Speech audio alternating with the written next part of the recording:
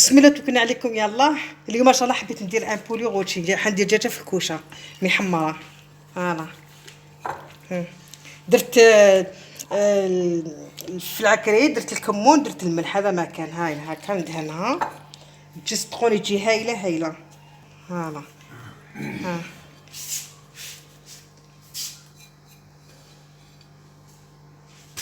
هايله تفتقها في الماء في الكوشه. نتلاقاو بعد ان شاء الله. كوبي بعد ما طابت دوك ندير لها الزيت هكايا من الفوق، هكا شويه زيت هكايا تجي تقرمش. شوفي تجي تقرمش الدجاجه. يلا